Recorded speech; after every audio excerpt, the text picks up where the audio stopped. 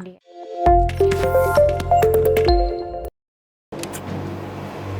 semuanya, welcome back to Podcast Mal, podcastnya anak Prawira. Jadi sesuai dengan tagline kita pada hari ini, kita akan membahas mengenai sarana dan juga prasarana yang ada di sekolah kita nih. Nah, sebelumnya perkenalkan aku Cinta sebagai host untuk podcast kali ini, dan aku Hana. Oke, jadi di sini kita sudah kedatangan Bapak Waka Sarana dan Prasarana, yaitu Bapak Inyoman Suwarnaya SHS. Oke, terima kasih. Apa kabar Pak? Ya syukur hari ini baik-baik saja. Ya gimana kabar Bunda? Baik sekali. Sehat. Sehat. Sudah sarapan? Sudah. Kalau kamu Nak? Sudah. Sudah. Sehat ya? Ya. Oke. Lanjut. Oke, sesuai tagline, jadi kita bakal membahas sarana dan prasarana. Apakah Bapak bisa jelaskan apa aja sih sarana dan prasarana yang kita miliki di SMK? Oh, di SMK Prawima ini ya? Ya. Oke, bisa sih. Ya.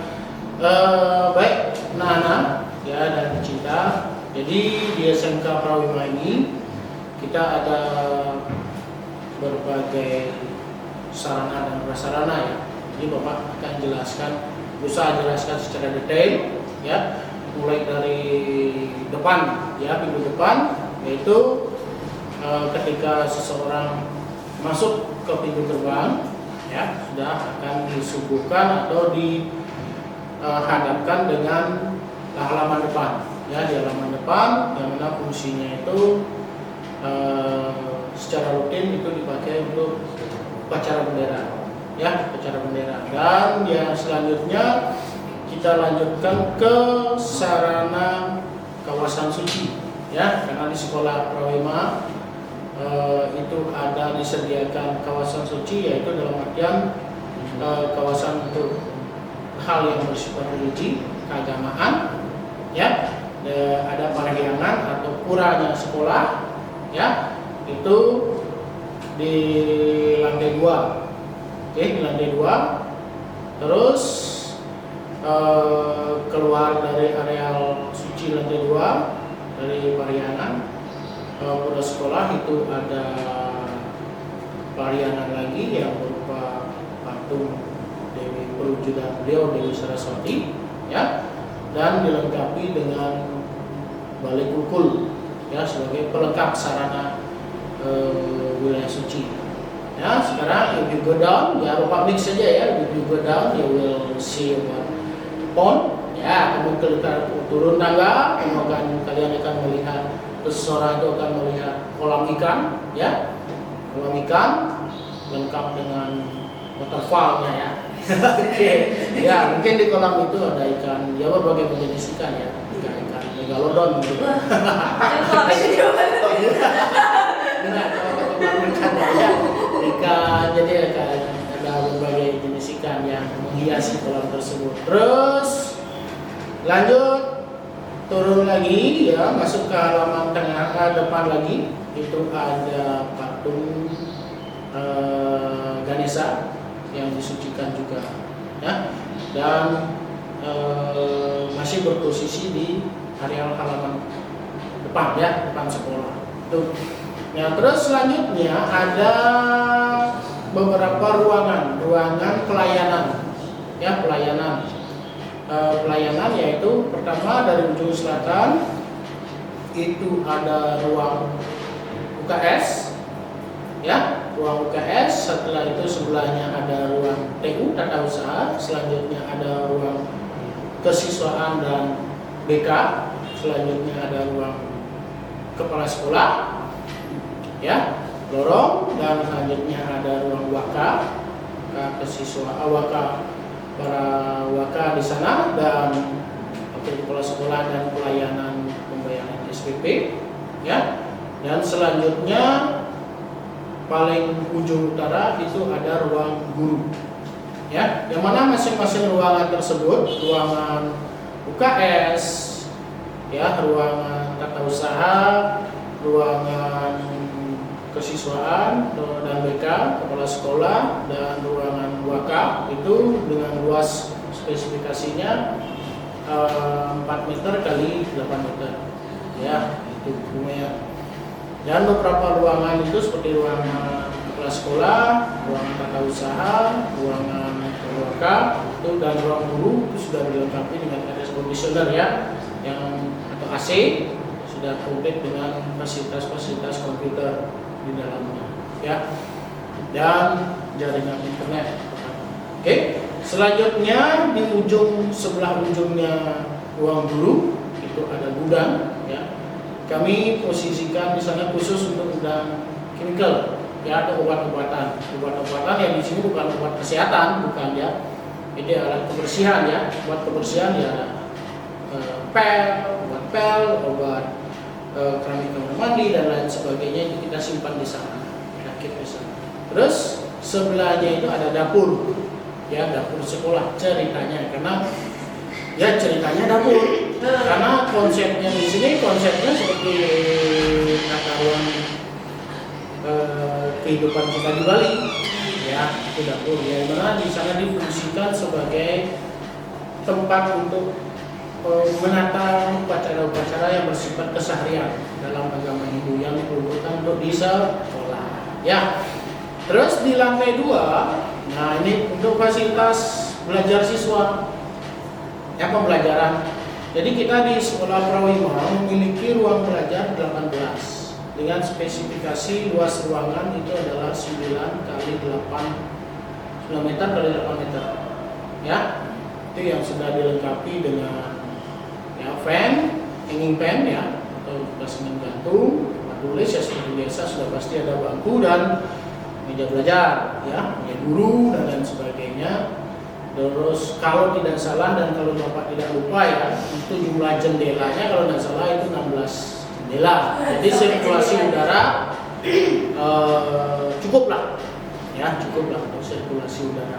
Terus lanjut kita di bawah lagi itu ada ruang aula atau ruang serbaguna. Di ruang aula itu terdapat juga sarana seperangkat atau satu barung alat musik tradisional atau gamelan Bali, dan ada panggungnya juga.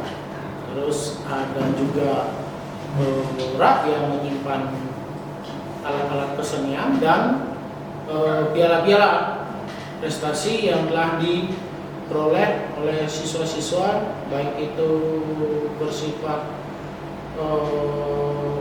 kegiatan akademik maupun non akademik. Jadi ditaruh di sana ya.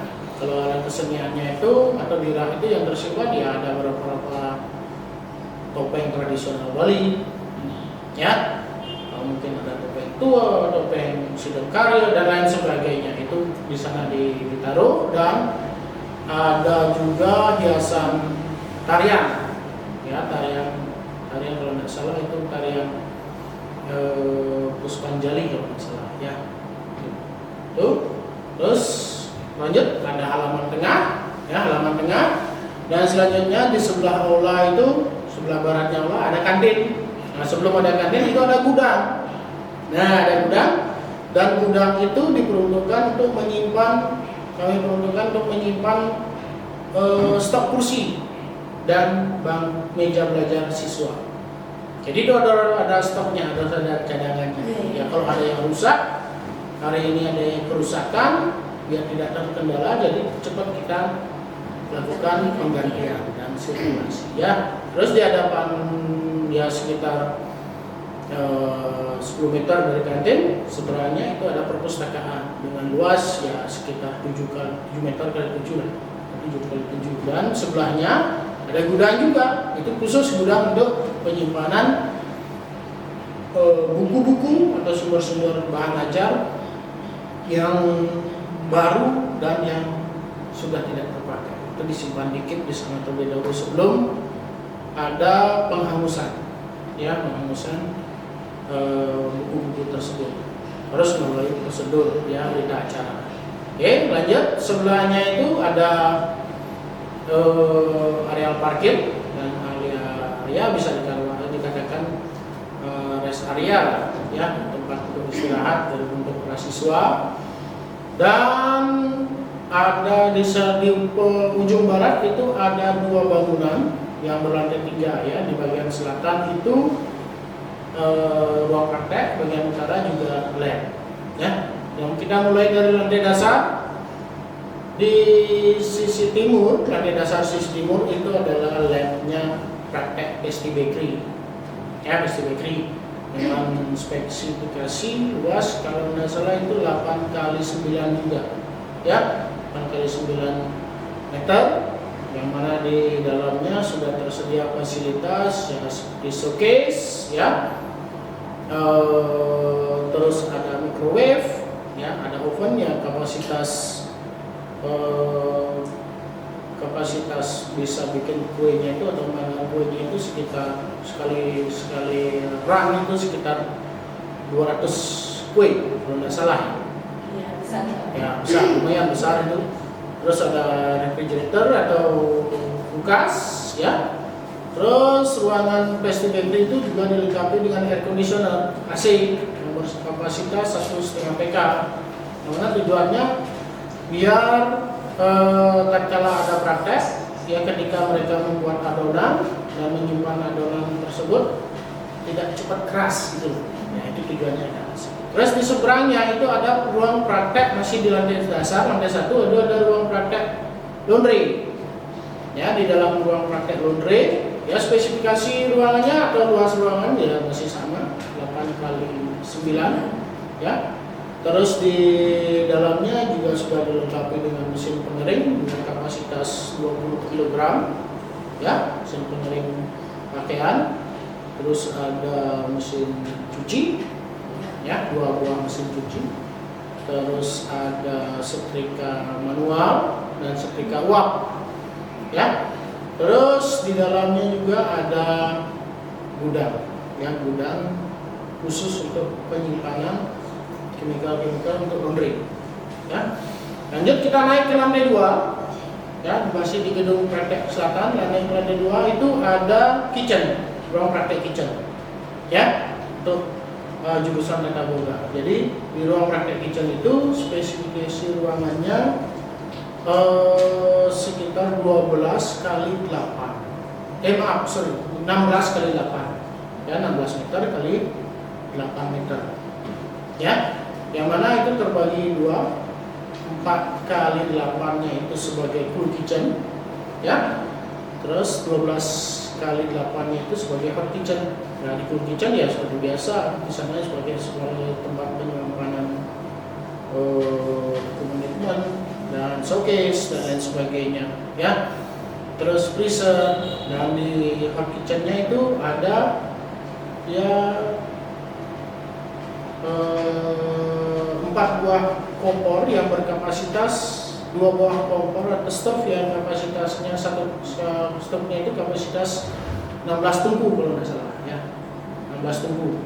Jadi 16 tungku itu kompornya ada 2, stove-nya ada 2, jadi 32 tungku, dan bagi satu itu 8 tungku ya, 32 tambah 16 ya sekian. Itu sendiri ya guys. Oke, jadi selanjutnya kita naik lagi ke lantai 3 ya. Di lantai 3 di gedung selatan ruang praktek itu ada yang pertama ada ruang praktek FO atau front office ya, yang sering dipakai untuk praktek front office, yang pertama dipakai praktek reservation dan bellboy ya. Yang mana di dalamnya luas ruangannya itu 4 kali 8 ya, 4 kali 8. Jadi di dalamnya sudah dilengkapi dengan satu set komputer ya, yang sudah dilengkapi dengan hotel system ya, reservation hotel system, yang mana kita berusaha memberikan contoh sistem yang semirip mungkin dengan di industri. Jadi siswa tidak bingung nanti ketika mereka training ataupun bekerja ya di dunia industri. Jadi itu sudah mencakup tentang room availability ya, ketersediaan kamar, room type-nya, terus gimana cara reservation-nya, terus pembayaran, check in sampai check out, ya itu sudah lengkap di sana fasilitas di software di komputer tersebut. Terus ada meja counter FO juga front office, terus ada sofa, terus di sana juga ada disimpan troli bellboy, ya itu di sana. Terus kita lanjut ke sebelahnya itu ada room, ya 2 room 3. Kalau digambarkan itu di nomornya kalau nggak salah 301 dan 302 ya. Ya itu kamarnya itu yang pertama itu size bednya itu double, ya double dengan fasilitas di sana tersedia di dalam roomnya itu ya ada minibar, ada dressing table, terus ada wardrobe, ya terus ada air conditioner. Oh ya lupa di FO tadi juga tersedia air conditioner ya AC. Terus ada bathroomnya ya lengkap komplit dengan wash basin, ya. Ya dilengkapi dengan aksesorisnya seperti gas amenities, ya. Ada shower, terus ada toilet bowl sheet, ada juga bathtub. Itu bukan pajangan, itu semua beroperasi, bisa dioperasionalkan, ya. Ya kalau room yang sebelah ya sama, juga fasilitasnya sama, cuma bed type-nya aja beda. Sana ada twin ya. Tuh. Terus yang ujung paling timur itu adalah ruangan housekeeping, ya. Housekeeping di sana menyimpan towel dan sebagainya sebelum anak-anak praktek. Oke, kita lanjut ke gedung praktek di lab utara. Di gedung di bawah di dasar, lantai dasar atau lantai 1 itu ada ruangan HK juga housekeeping, ya khusus dipakai untuk praktek making bed. Di sana ada 3 bed, ya 3 bed lengkap dengan kamar mandinya di sana. Cuma bukan kamar mandi spesifikasi hotel, bukan. Ya, kamar mandi Indonesia. Ya, gitu. Terus naik ke lantai 2. Lantai 2 di gedung utara itu ada restoran. Ya, ruang praktek restoran. Dengan kapasitas atau luas ruangan kalau nggak salah itu adalah 16 kali 8. Ya, 16 kali 8. Yang mana bisa memuat sekitar 8 table lebih ya, model. Jadi 32 kursi ya, chairs di sana cukup ya, dan ada barnya juga. Ya, ada bar lengkap dengan aksesoris-aksesorisnya, ada equipmentnya. Terus sebelahnya ada mesin kopi ya, dan bos mesinnya di sana ya. Terus naik ke lantai 3 itu ada lab komputer, ya lantai 3 di gedung utara itu ada lab komputer. Jadi luas ruangan 8 kali 8, ya salah satu ruangan 8, masing-masing ruangan itu 8 kali 8, ya yang mana di masing-masing lab komputer itu sudah tersedia. Kalau di lab 2 tersedia laptop, ya terus di lab satunya PC, ya komputer PC. Dan beberapa komputer PC itu dilengkapi juga dengan hotel system, ya kita khusus untuk anak perhotelan sering dibekali hotel system di lab komputer, ya jadi mereka belajar juga hotel system di lab komputer, ya itu. Terus di penghujung barat itu ada pariangan lagi yaitu sedangkaranya, ya. Dan untuk toilet atau WC, water closet, ya. Nah, ini kan yang berbeda.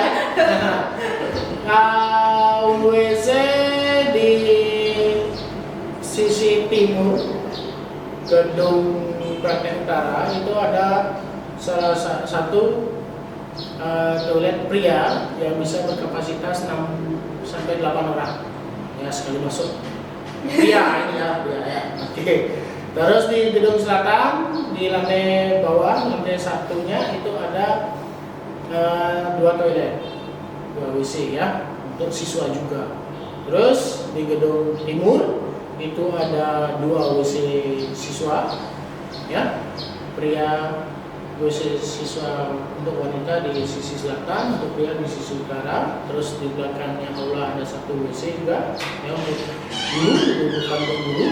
Terus di depan ada 2 WC juga ya, diperuntukkan untuk tamu dan guru. Dan di dalam UKS juga ada WC. Ya, itu Orang sakit saja. bukan untuk orang sakit, Oh, bagi yang memerlukan. Tidak semua orang sakit yang perlu WC ya, Cik ya.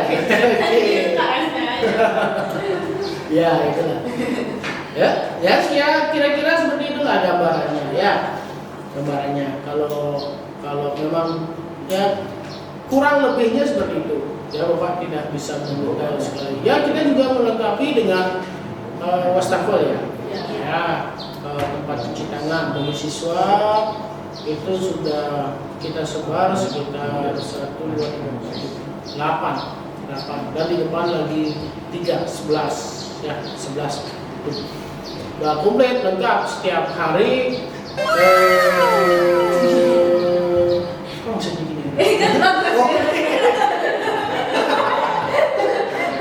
Jadi komplit dia setiap hari itu ada yang merefill sabun cuci tangannya itu atau hand soapnya itu ada yang merefill ya. Jadi tidak usah khawatir ya sampai kita kebagian sabun. Kita itu pasti ya ada teman-teman yang membantu. Oke, itu kira-kira. Ada yang tanya lagi? Ada sih. Si banyak nih sebenarnya. Ya, tanya. Nah, tadi kan kita sudah membahas mengenai prasarana dan sarana yang ada di sekolah kita. Itu berasa kayak apa ya? Sekolah tur gitu ya sih, kayak dari awal sampai akhir. Udah tadi dikasih tahu juga mendetail sampai ukurannya pun saya baru tahu sih. Oh, baru tahu. Iya. Ya. Kalau Pak sih sering ukur. Oh iya. Pakai apa bisa penggaris? Kadang-kadang. Nah, tadi kan kita sudah membahas mengenai udah lengkap banget ya. Sekarang saya punya pertanyaan juga. Ya. Nah, dari mana sih pendanaan yang didapatkan untuk pemenuhan, untuk perbaikan, untuk pemeliharaan juga itu pendanaannya dapat dari mana saja? Oke. Jadi sumber dana yang dipakai khususnya untuk renovasi ringan ya, renovasi ringan. Nah ini untuk di sekolah ada 2 sumber dana sebenarnya, ya, dana dari yayasan, dana dari dana BOS, bantuan operasional sekolah. Jadi bantuan operasional sekolah itu hanya boleh dipakai untuk perbaikan atau renovasi yang bersifat ringan. Kalau pembangunan itu tidak boleh, ya aturannya tidak boleh. Jadi renovasi ringan, ada kerusakan ringan itu baru boleh dipakai. Dan untuk pengadaan barang beberapa keperluan yang baik yaitu barang yang bersifat modal maupun barang yang habis pakai. Yang habis pakai ya contohnya sapu, alat kebersihan, ya, obat-obat untuk kebersihan, ATK itu namanya, ya itu salah satu contoh alat habis pakai. Kalau yang bersifat modal itu adalah seperti komputer, proyektor, ya, terus ada kabel atau lemari ya, kabinet itu yang bersifat modal. Nah itu bisa dialokasikan dari dana BOS, cuma tidak 100%. Dari total dana BOS tersebut ya mungkin 1/4 lah pakai dialokasikan untuk pengadaan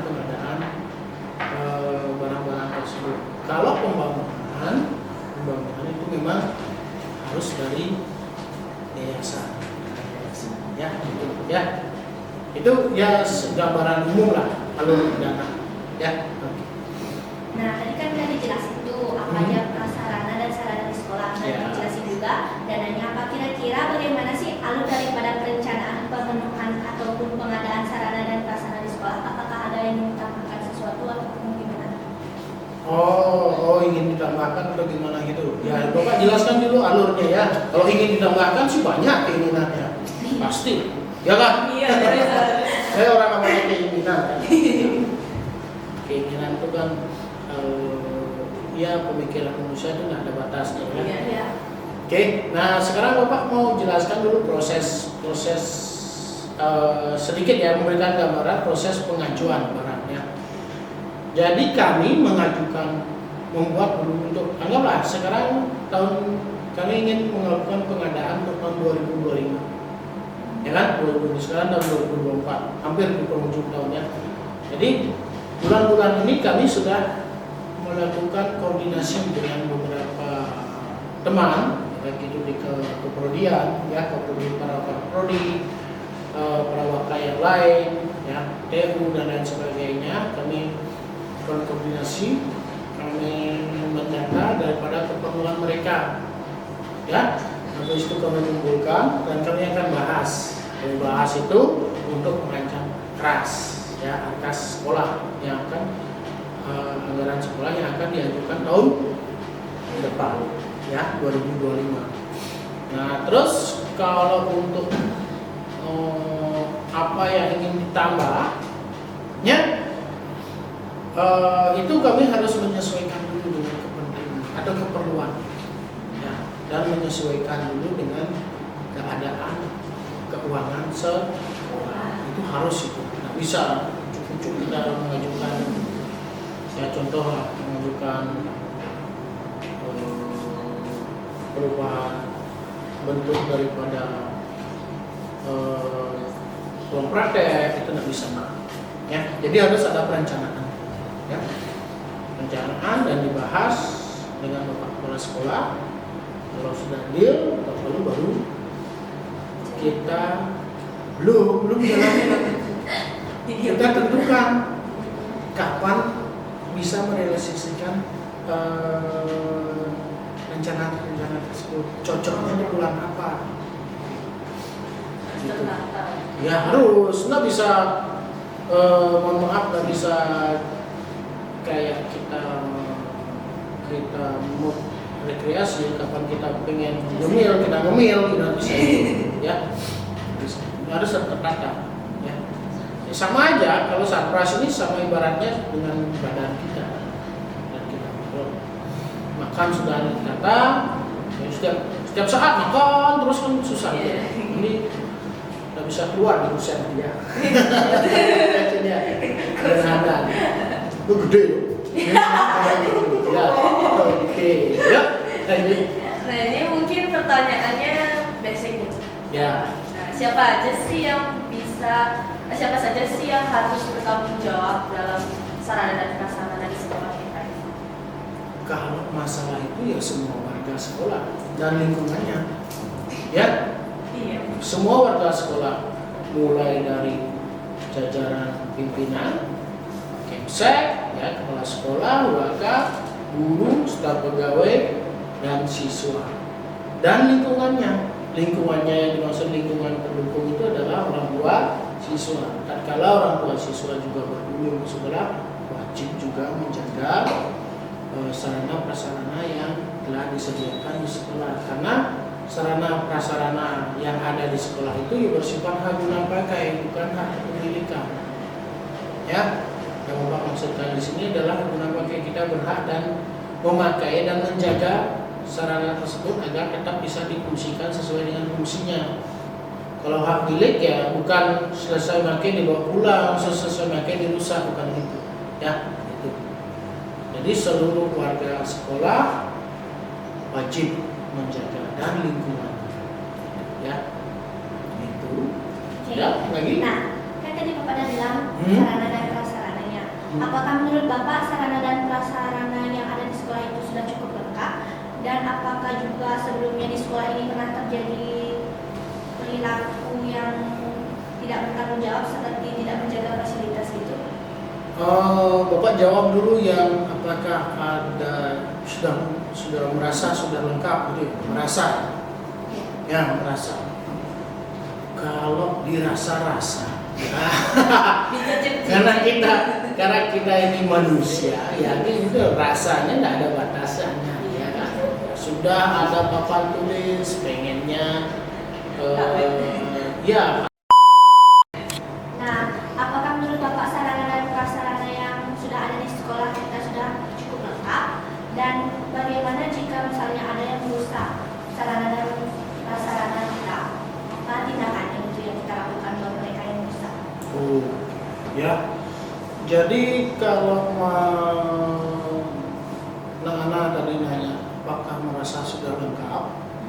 Ya, kalau merasa sudah lengkap, ya kalau secara Bapak, secara pribadi sudah cukup lengkap. Cuma kembali lagi, di sini kita adalah sekolah kejuruan ya SMK, apalagi karena sekolah SMK itu nanti para output ataupun siswa akan bersentuhan langsung dengan dunia industri, baik melalui program training, ya teleworker dan lain sebagainya. Jadi setiap fasilitas, terutama fasilitas praktek itu harus terus kita update, kita sesuaikan dengan kebutuhan dunia kerja. Kita bikin semirip mungkin, kalau sama sih tidak mungkin ya, semirip mungkin, ya semirip mungkin. Biar apa tujuannya? Biar siswa ataupun lulusan itu memang benar-benar siap, ya siap untuk bekerja, siap untuk menghasilkan sebuah produk nanti di tempat kerjanya tersebut. Ya itu. Nah, terus pertanyaan kedua itu terkait dengan ya tindakan ataupun sanksi ya. Nah, begini nah ya. Dalam sebuah sekolah, jadi karena kita ini ruang lingkupnya cukup besar, ya komunitas kita cukup besar, pasti ada aja teman-teman kalian atau anak-anak yang masih jahil gitu lah, ya. Kalau merusak sih enggak, ya kalau merusak itu kan sengaja berarti ya kan, merusak sih enggak, mungkin jahil, tangannya jahil.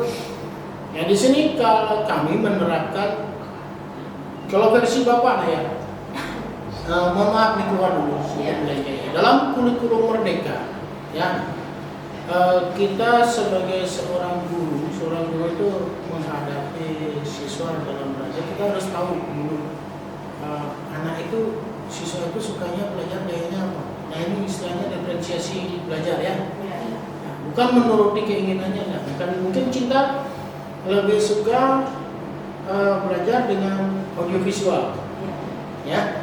Kalau anak sih mungkin saja sukanya dengan menggambar. Mungkin saja teman yang lain ada yang harus dengan sentuhan langsung. Jadi Bapak, kalau masalah sanksi, sih kita tidak pernah memberikan sanksi berupa fisik ya. Jadi kita lakukan pembinaan kepada anak tersebut. Gunanya apa? Karena kalau sarana dan prasarana ataupun fasilitas itu ibarat tubuh kita, ya. Kalau ibaratkan manusia, sarana prasarana itu ibaratnya tubuh badan kita, ya. Kalau kurikulum tanya, kalau kesiswaan itu hatinya, rasanya, ya itu. Kalau badannya dirusak atau badannya, otomatis pasti akan merembet ke pemikiran dan lain sebagainya. Bapak sering seperti itu menyampaikan, ya.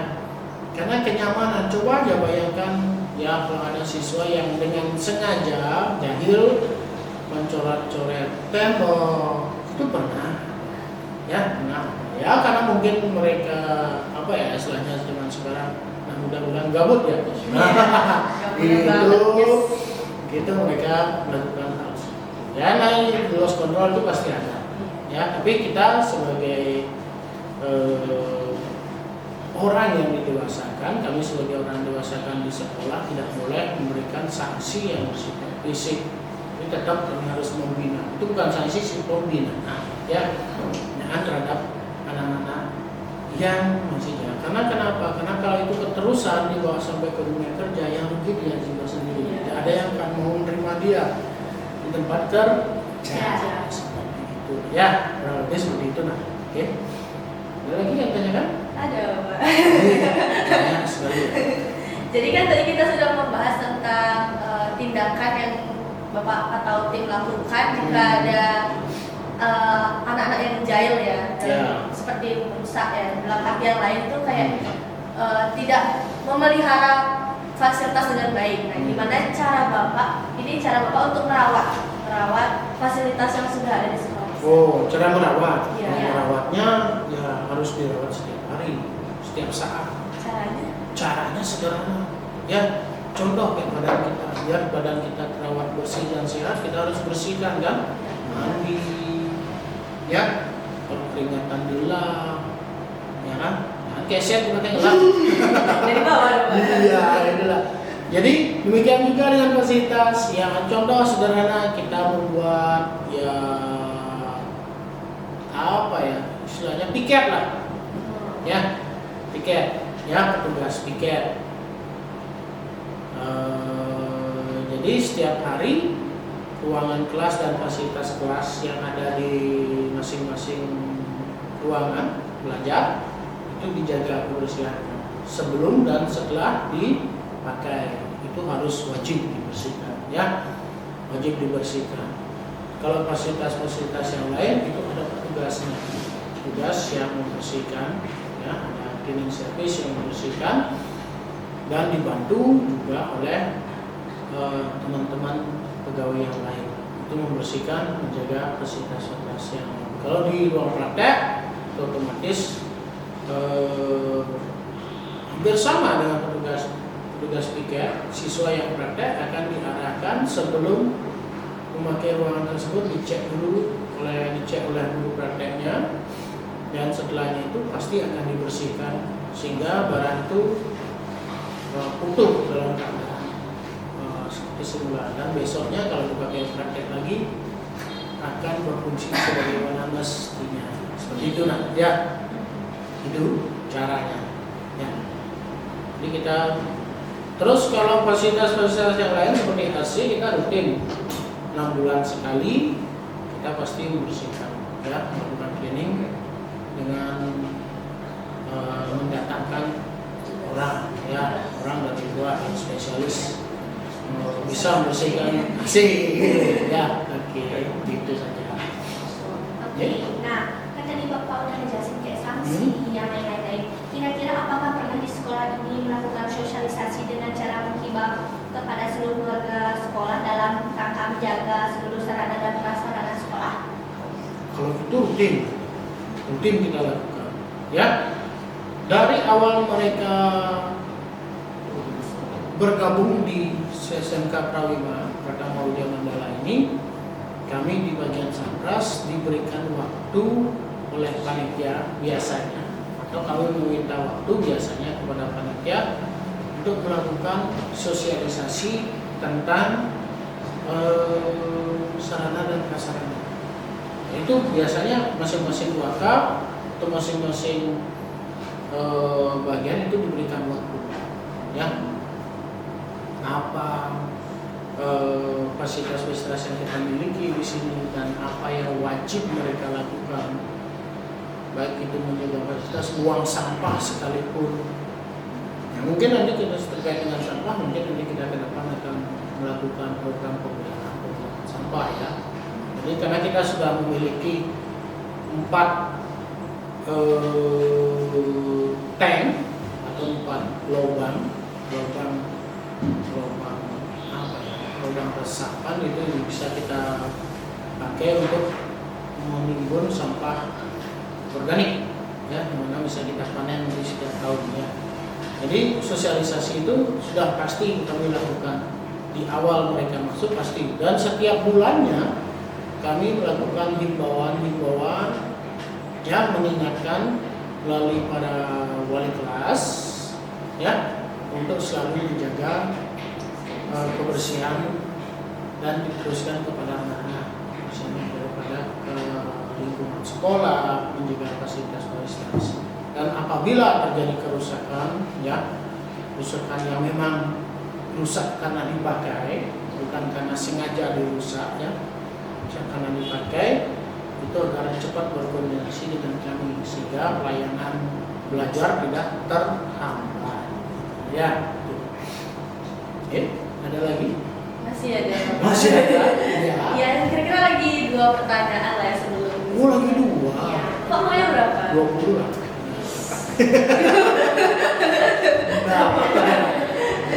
Oke, yuk. Mungkin Bapak bisa kasih informasi dalam waktu dekat ini bakalan ada prasarana apa saja yang ada di sekolah kita. Oh, yang akan diadakan. Iya. Oh, akan diadakan untuk pengadaannya. Iya. Oke, untuk dalam waktu dekat ini, dalam waktu dekat berarti tahun depan ya. Iya. Ya kita anggap aja ya tahun depan anggap tahun 2025 ya. Iya. Yang kami ajukan ya seperti biasa ya, sudah ya bahan-bahan kebersihan, alat-alat kebersihan itu seperti biasa yang kita lakukan, yaitu peremajaan gorden yang ada di masing-masing kelas ya, peremajaannya itu. Terus apalagi terkait dengan ya karena adanya pergantian pimpinan negara kita ya, itu pasti ya kita ajukan hal-hal seperti itu. Terus peremajaan lampu penerangan ya, pemeliharaan alat-alat elektronik, oke. Terus ada pengadaan apa lagi kalau nggak salah itu kemarin kami ajukan meja untuk proyektor ya, meja untuk proyektor ya, yang stick terus kita, karena kita di sini tidak berani memasang proyektor secara permanen di kelas. Tidak beraninya bukan karena apa, karena cuaca. Di sini kita dekat pantai ya, jadi korosi. Kalau dipasang permanen itu korosinya cepat, 2 bulan aja almarhum. Tapi kan dia benda mati. Iya, dia 2 kali ya. Oh iya, 2 kali mati. Gitu. 2 kali cepat rusak ya. Ya itu. Karena dulu pernah kita pasang permanen, jadi itu. Terus peremajaan yang lainnya ya terus kita update dalam praktek yang masih dalam proses pendataan dari pihak Kapolri ya, itu pasti akan ada peremajaannya itu ya. Di samping itu ya semoga nanti ada rencana dari pihak yayasan untuk pengadaan gedung seperti itu ya, untuk menambah kenyamanan daripada warga sekolah untuk belajar di SMK Prahwima ya, gitu nah. Oke, ada lagi? Ada lagi Ya, terakhir. apa? Nah, ini tuh bukan soal, tapi apakah Bapak bisa memberikan pesan atau himbauan kepada para siswa dalam menjaga sarana dan prasarana di sekolah? Oke, pesan. Ya, pesan atau himbauan. Kalau dalam bahasa kita, oke, kata-kata hari ini. Iya. Gitu kan ya. Podcast kali ini. Kata-kata hari ini ya. Jadi Bapak cuma berpesan, jagalah fasilitas yang sudah disediakan di sekolah seperti halnya menjaga diri kita sendiri ya. Karena kalau fasilitas itu tidak ada, kenyamanan dalam belajar ya di ruang lingkup sekolah itu tidak akan terjadi, pasti akan terjadi ya. Jadi itu jadi siapa saja, bukan hanya siswa, seluruh warga sekolah. Mari kita saling mengingatkan ya, mari kita saling memberitahu kalau seandainya ada teman-teman yang lupa akan perilaku yang berkaitan dengan pemakaian sarana dan prasarana yang disediakan di sekolah. Nah, itu aja yang bisa sampaikan sementara ini ya, gitu nah. Oke. Nih, tepuk tangan dulu dong. Wah, ini pembahasan sarana prasarana ini seru banget. Ya, Pak? Masa sih seru? Seru? Iya, seru. Biasa aja sih. Bapaknya terlalu flat.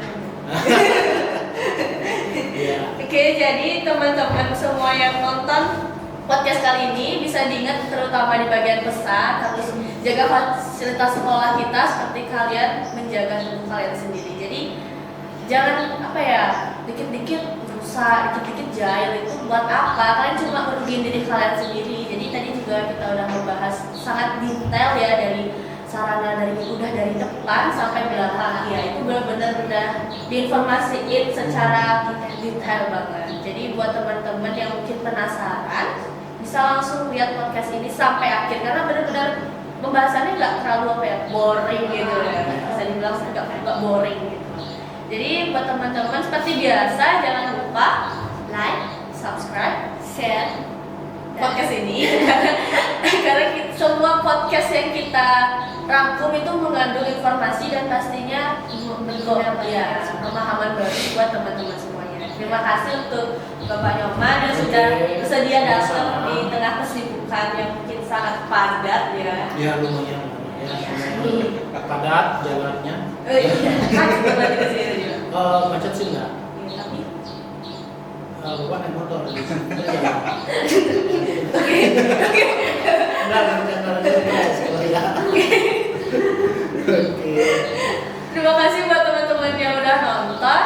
So see you to next podcast. Oke, see you. Bye.